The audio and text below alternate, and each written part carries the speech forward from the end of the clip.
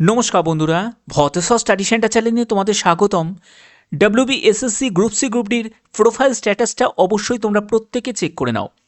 তোমরা যখন আবেদন করেছো, আবেদন করার পরে তোমাদের প্রোফাইলটা যা তোমরা ফর্ম ফিল আপ করার সময় যে তোমরা ইনফরমেশনগুলো দিয়েছো, যে ডেটাগুলোকে তুমি এন্টার করেছো, সেগুলো তোমাদের প্রোফাইলে শো হবে।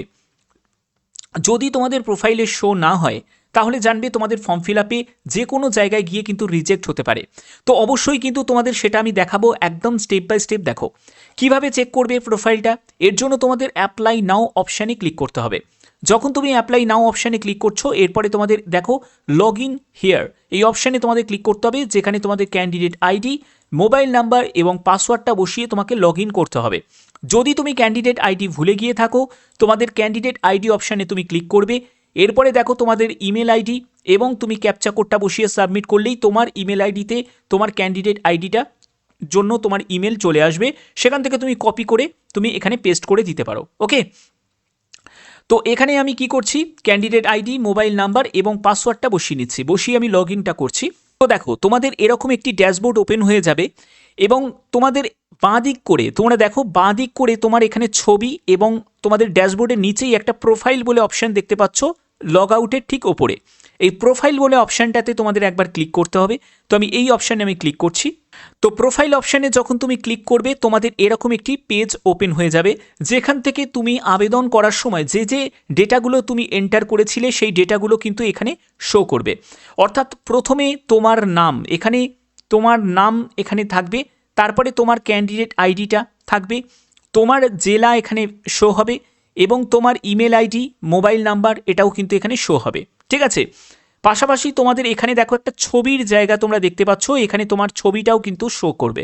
ওকে, এরপরে তোমাদের কিছু পার্সোনাল ইনফরমেশান তোমাদের থাকবে, যেখানে ফুল নেম, তোমার parent name, date of birth, তোমার ক্যাটাগরি, তারপরে হচ্ছে তুমি জেন্ডার, তোমার অ্যাড্রেসের সম্পূর্ণ ডিটেলসটা শো করবে, তারপরে তোমার রিলিজিয়ান শো করবে, তোমার ইমেল আইডি, মোবাইল নাম্বার সব কিন্তু এখানে শো করবে। একবার তোমরা চেক করে নিতে পারো এই প্রোফাইল স্ট্যাটাসের মাধ্যমে।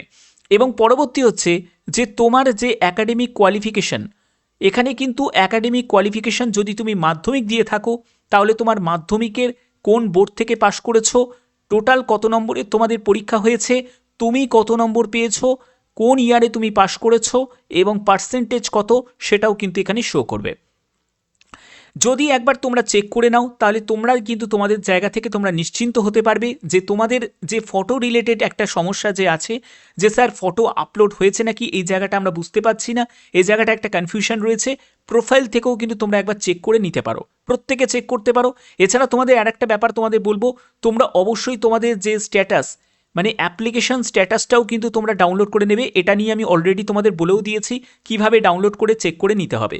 এবং তোমাদের এডিট উইন্ডোর জন্যও আমি বলবো প্রত্যেকে কিন্তু ইমেল করো। ইমেল করার জন্য তোমাদের কি করতে হবে, ইমেল করার জন্য তোমাদের কমিশনের যে ওয়েবসাইটে যাবে, সেখান থেকে তোমরা যে ইমেল আইডিটা দেখতে পাচ্ছ, এই ইমেল আইডিতে তোমরা ইমেল করতে পারো। এটাও কিন্তু একটা মেন যেটা কাজ, যে ইমেল আইডিতে তোমাদের ইমেল করতে হবে, তাহলেই কিন্তু একটা পসিবিলিটি থাকবে যে এডিট উইন্ডো প্রোভাইড করার। বাদবাকি যে কোনো আপডেট যখনই থাকবে অবশ্যই তোমাদের কাছে সেই আপডেট ভদ্রসর স্টাডি সেন্টার তোমাদের কাছে পৌঁছে দেবে। আর এরকমই গুরুত্বপূর্ণ আপডেট তোমরা সবসময় পাবে। এখনের মতো এটুকুই, টাটা।